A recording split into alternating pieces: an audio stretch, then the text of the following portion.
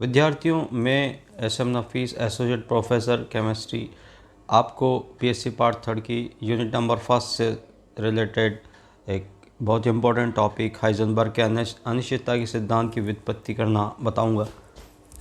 क्या होता है हाइजेनबर्ग का अनिश्चितता का सिद्धांत? इलेक्ट्रॉन जैसे सूक्ष्म गतिशील कण की स्थिति और संवेग को एक साथ ज्ञात नहीं किया जा सकता। यदि हम सूक्ष्म गतिशील कण की स्थिति और संवेग को एक साथ ज्ञात करना चाहेंगे तो उसके मापन में हम त्रुटि करेंगे और दोनों त्रुटियों का गुणनफल h/4π या उसके बराबर, उससे बड़ा होगा। तो ये सिद्ध करने के लिए हम यहाँ पर इलेक्ट्रॉन माइक्रोस्कोप का गामा रे या इलेक्ट्रॉन माइक्रोस्कोप का हम जो है प्रयोग करते हैं। और यहाँ जैसे हम चित्र में जैसे दिखाया गया है कि कोई सूक्ष्म पार्टिकल बिंदु O पर स्थित है, इसके लिए हम जो है इलेक्ट्रॉन द्वारा विकिरण का प्रकीर्ण एक्स किरण सूक्ष्मदर्शी के द्वारा हम इलेक्ट्रॉन को देखना चाह रहे हैं, ठीक है। और ये इलेक्ट्रॉन द्वारा विकिरण का प्रकीर्ण यहाँ पर दिखाया गया है, इस चित्र में स्पष्ट है कि तो यहाँ जो है ये एक माइक्रोस्कोप चित्र में दिखाया गया। इस माइक्रोस्कोप की सहायता से हम जो बिंदु O पर स्थित किसी कण को एक्स किरण सूक्ष्मदर्शी के द्वारा हम उसको देखना चाह रहे हैं, उसकी स्थिति क्या है। तो हम उस पर सोर्स से एक्स किरणों को बिंदु O पर आपतित कराते हैं, जिससे कि बिंदु O से एक्स किरणों का इलेक्ट्रॉन द्वारा प्रकीर्णन होता है और जो है एक्स किरण O से P और O से Q दिशा में जब माइक्रोस्कोप के लेंस में प्रवेश करती है तो उस कण का या इलेक्ट्रॉन का जो है ऑब्जर्वेशन किया जाता है। इस प्रक्रिया में जब हम उसकी स्थिति को मेज़र करना चाहते हैं तो संवेग के मापन में अनिश्चितता हो जाती है। और इस तरीके से हम आज हाइजेनबर्ग के अनिश्चितता के सिद्धांत को सिद्ध करेंगे। यहाँ जो माइक्रोस्कोप जो हम दर्शाया गया है, इस माइक्रोस्कोप को यदि हम देखें तो इसकी अधिकतम शुद्धता या विभेदन क्षमता जो डेल्टा x होती है वो लैम्डा अपॉन 2 साइन अल्फ़ा के द्वारा दी जाती है। यहाँ पर लैम्डा जो है x किरणों का तरंगदैर्घ्य, अल्फ़ा जो है I एंगल है, यहाँ पर जो एंगल बनता है ये चित्र में दिखाया गया, यहाँ पर जो एंगल उसका अल्फ़ा मान है, ठीक है। तो इस चित्र से हम सिद्ध करेंगे हाइजेनबर्ग के अनिश्चितता के सिद्धांत को। यहाँ पर जो विभेदन क्षमता डेल्टा x है, दो बिंदु के बीच न्यूनतम दूरी है जिसका विभेदन सूक्ष्मदर्शी द्वारा किया जाता है। अतः x दिशा में इलेक्ट्रॉन की स्थिति मापने में भी अनिश्चितता को भी प्रदर्शित करता है। लैम्डा फोटोन का तरंगदैर्घ्य जो सूक्ष्मदर्शी में कोण अल्फ़ा के से अंदर प्रवेश करता है, अर्थात प्रकीर्णन फोटोन का तरंगदैर्घ्य। माना कि फोटोन जिसकी तरंगदैर्घ्य लैम्डा है, इसका संवेग h/लैम्डा होगा, जो इलेक्ट्रॉन से टकराता है, टकराकर प्रकीर्णित हो जाता है और OP और OQ दिशा के बीच में कहीं से भी सूक्ष्मदर्शी में प्रवेश करता है। अतः प्रकीर्णन फोटोन का x अक्ष की दिशा में संवेग h/लैम्डा होगा। यदि फोटोन OP दिशा में चले तो x अक्ष पर इसके संवेग का घटक h/लैम्डा साइन अल्फ़ा होगा। अतः टक्कर में फोटोन के द्वारा इलेक्ट्रॉन पर x दिशा में दिया गया संवेग, जिसको हम यहाँ पर दिखा सकते हैं समीकरण से, Px = h/लैम्डा प्लस लैम्डा अपॉन h/लैम्डा साइन अल्फ़ा, ठीक है। ये x दिशा में दिया गया संवेग होगा। इसी प्रकार यदि प्रकीर्णित फोटोन सूक्ष्मदर्शी की OQ दिशा में प्रवेश करता है तो x अक्ष की दिशा में दिया गया संवेग होगा Py = h λ - h lambda sine alpha. इस तरीके से हम Px और Py दिशा में दिए गए संवेग की गणना कर लेते हैं और फिर हम यहाँ पर देखते हैं कि इलेक्ट्रॉन के संवेग का मान Px व Py के बीच कुछ भी हो सकता है। अतः उसके संवेग के मान की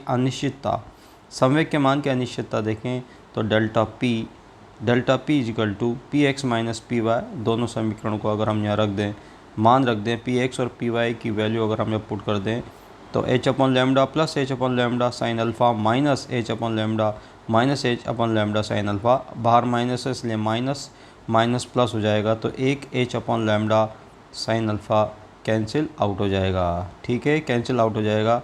इसके बाद अगर हम यहाँ देखें तो यहाँ देखिएगा जो है डेल्टा पी की जो हमने वैल्यू निकाल कर और हम डेल्टा पी और डेल्टा एक्स का यदि गुणनफल देखें, डेल्टा पी और डेल्टा एक्स का गुणनफल देखें तो इन दोनों का गुणनफल जो होगा वो 2h upon lambda sine alpha और लैम्डा साइन अल्फ़ा दोनों की वैल्यू हमने पुट कर दी। डेल्टा पी की वैल्यू तो आएगी 2h upon lambda sine alpha, minus minus plus होके वो जुड़ जाएगा बेटा। ठीक है ना, दोनों प्लस होके जुड़ जाएंगे, तो delta P into delta x क्या हो जाएगा, 2h upon lambda sine alpha into lambda upon sine alpha. Lambda से लैम्डा कैंसिल हो जाएगा, यहाँ देखो लैम्डा से लैम्डा कैंसिल हो जाएगा और यहाँ 2 से 2 कैंसिल हो जाएगा, साइन अल्फ़ा से साइन अल्फ़ा कैंसिल हो जाएगा और क्या बचेगा, delta P into delta X is equal to H, जो हमने यहाँ पर सिद्ध कर दिया है, अब हम लिख सकते हैं कि जो हाइजेनबर्ग का अनिश्चितता के सिद्धांत की में अगर अपन देखें तो जो डेल्टा पी, ठीक है ना, डेल्टा पी और डेल्टा एक्स की जो अनिश्चितताएं होती हैं ना, उसको हम की तरह ही हम जो है डेल्टा एक्स, ठीक है, डेल्टा ई और डेल्टा टी में भी अनिश्चितता को हम ज्ञात कर सकते हैं।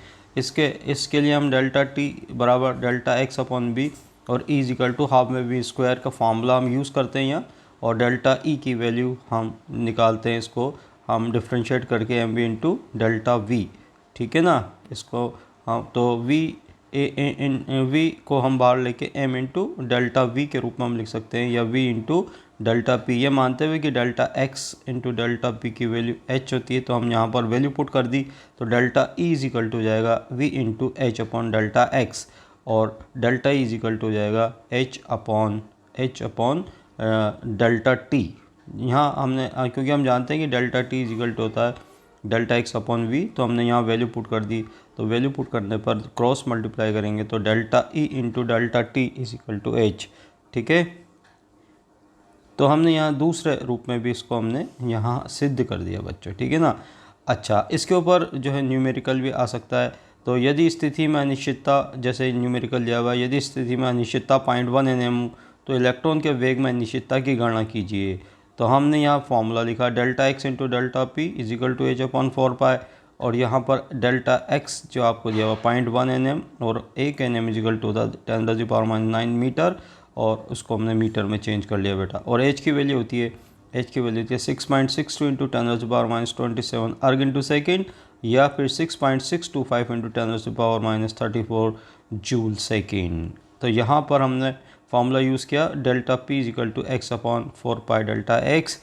यहाँ हमने सभी वैल्यू को पुट कर दिया बेटा, सभी जो मान है उनकी वैल्यू पुट कर दी, और पुट करने के बाद हमारे पास डेल्टा पी की वैल्यू आई 5.27 इंटू 10⁻⁻23।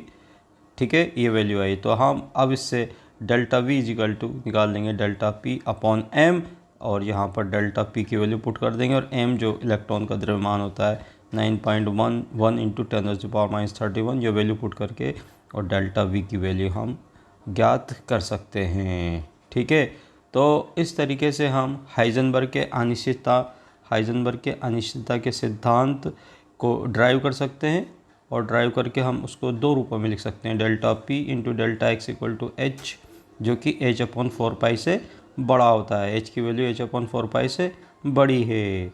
तथा हम इस नियम को एक अन्य रूप में भी हम लिख सकते हैं, delta E into delta T is equal to H, यानी कि ऊर्जा में अनिश्चितता का मापन और समय में अनिश्चितता का मापन का गुणनफल भी एच के बराबर होता है।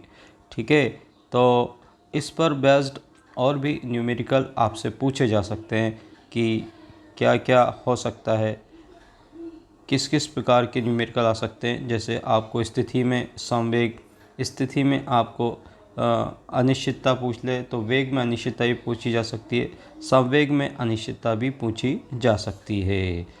ठीक है, सूत्र जो है हम अलग अलग काम में लेंगे। यहाँ पर एच की वैल्यू आपको आज का एच की वैल्यू या तो दी हुई होगी, या आपको एच की वैल्यू 6.62, यहाँ 6.626 इंटू 10⁻⁻⁴ -34 जूल इंटू सेकेंड, है ना ये, या फिर आपको जो है अर्ग -27 अर्ग इंटू सेकेंड में आपको ये वैल्यू आपको पता रखनी है या याद रखनी है। आई होप आपके ये समझ में आया होगा।